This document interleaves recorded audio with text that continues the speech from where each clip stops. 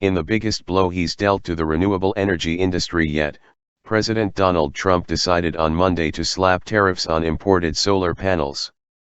The U.S. will impose duties of as much as 30% on solar equipment made abroad, a move that threatens to handicap a $28 billion industry that relies on parts made abroad for 80% of its supply. Just the mere threat of tariffs has shaken solar developers in recent months, with some hoarding panels and others stalling projects in anticipation of higher costs. The Solar Energy Industries Association has projected tens of thousands of job losses in a sector that employed 260,000.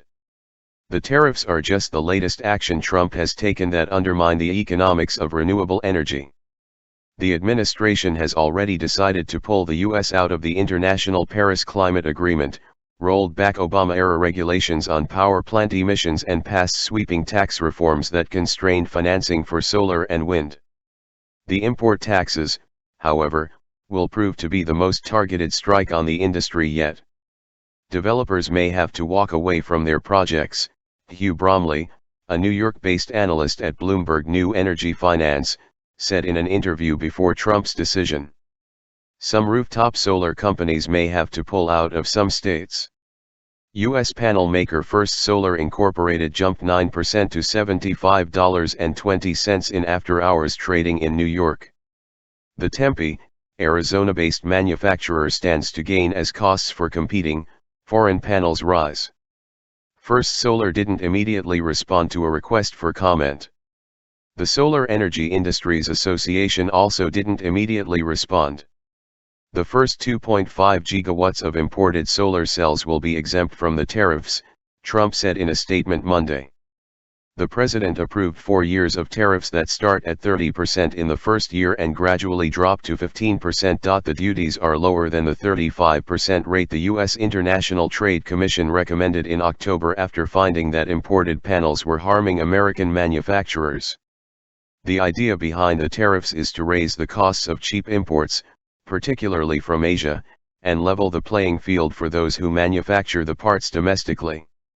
For Trump, they may represent a step toward making good on a campaign promise to get tough on the country that produces the most panels, China. Trump's trade issues took a backseat in 2017 while the White House focused on tax reform, but it's now coming back into the fore. The solar dispute is among several potential trade decisions that also involve washing machines, consumer electronics, and steel. It's the first opportunity the president has had to impose tariffs or any sort of trade restriction, Clark Packard, a trade policy expert at the R Street Institute in Washington, said ahead of the decision. He's kind of pining for an opportunity. Trump's solar decision comes almost 9 months after Suniva Incorporated, a bankrupt U.S. module manufacturer with a Chinese majority owner, sought import duties on solar cells and panels. It asserted that it had suffered serious injury from a flood of cheap panels produced in Asia. A month later, the U.S. unit of German manufacturer SolarWorld AG signed on as a co-petitioner, adding heft to Suniva's cause. An attorney for SolarWorld didn't immediately respond to a request for comment. Suniva had sought import duties of 32 cents a watt for solar panels produced outside the U.S. and a floor price of 74 cents a watt.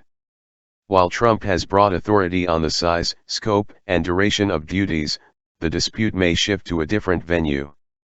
China and neighbors including South Korea may opt to challenge the decision at the World Trade Organization, which has rebuffed prior U.S. imposed tariffs that appeared before it. Louis Leibowitz, a Washington-based trade lawyer, expects the matter will wind up with the WTO.